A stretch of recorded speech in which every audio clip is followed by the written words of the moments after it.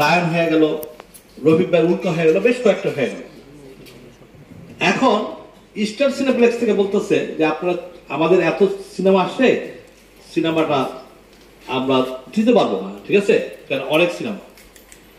তখন আমি ওনাদেরকে রিকোয়েস্ট করি, রিকোয়েস্ট করার পরে ওনারা বলছে ঠিক আছে আপনারা রাখেন, আমি দেখতেছি আপনার ব্যাপারটা।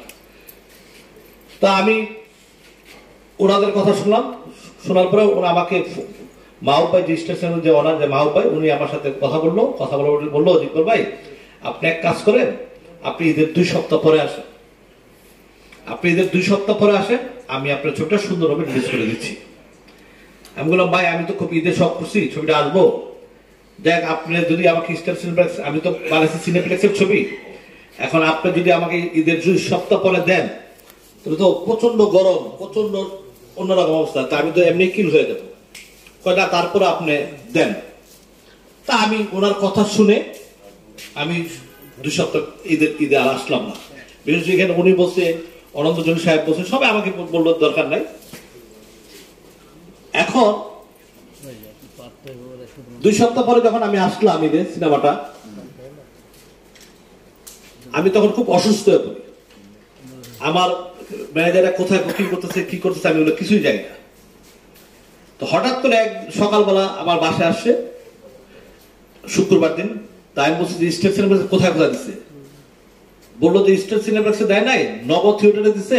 আমি এটা কোথায়, এই সিনেপ্লেক্সটা কোথায়, নব থিয়েটার কোথায়, কয় বিজয় সরণি নাকি কোথায়, আমি জীবনে প্রথম শুনলাম। তারপরে সনিতে দিছে, যেখানে টিকিট 500 টাকা দাম।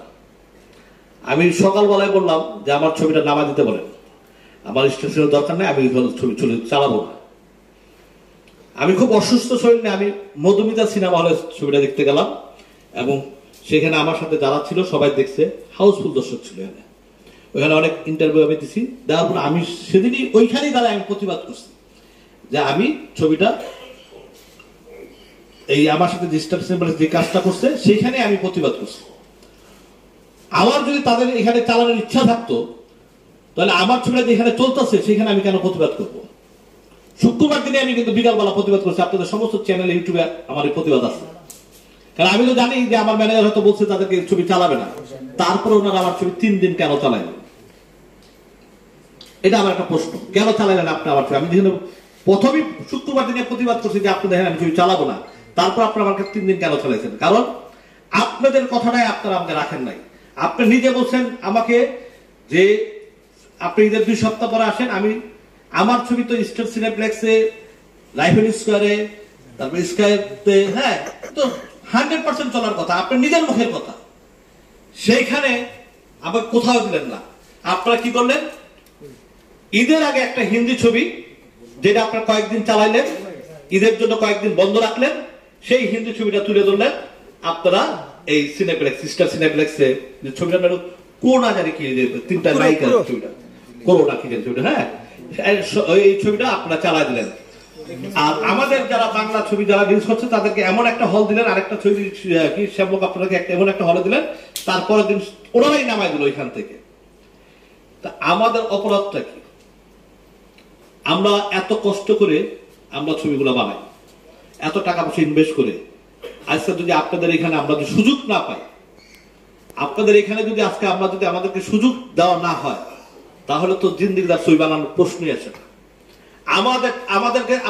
আমাদেরকে এটা আমরা যে টাকা পাই আপনাদের থেকে, 500 টাকা তার টিকিট সনি সিনেমা বাংলা ছবি কেউ দেখবে? আমি ইকবাল দেখবো কোনোদিন? এবার আমার সাথে সিনেমা দেখতে হলে তো আমার সাথে 2 জন যাবে, 3 জন যাবে, 4 জন যাবে, আমার 5-6 হাজার টাকা খরচ আছে এখানে। কে যাবে ভাই বাংলা ছবি 5-6 হাজার টাকা খরচ করে সনি সিনেমা দেখতে? আর যেখানে দিচ্ছেন নব থিয়েটার, সেখানে আমি জীবন প্রথমই শুনলাম যে এখানে একটা সিনেপ্লেক্স আছে, আমি জীবন প্রথম শুনলাম ওইখানে।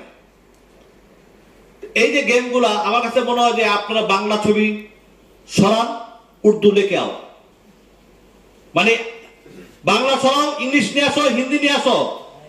আমাদের মাথায় কাঠল ভেঙে আপনারা গুলি করতেছেন, করেন। আপনারা সমস্ত সিনেপ্লেক্স আপনারা ভাড়া নিয়ে রাখছেন, ভাড়া নিয়ে আপনারা যা খুশি তাই কিছু করতেছেন, আপনারা স্বাধীন, আপনাদের বলার কেউ কিছু নাই। এই প্রতিবাদটা করার জন্য আমি আজকে সাংবাদিক সম্মেলন করছি। আমার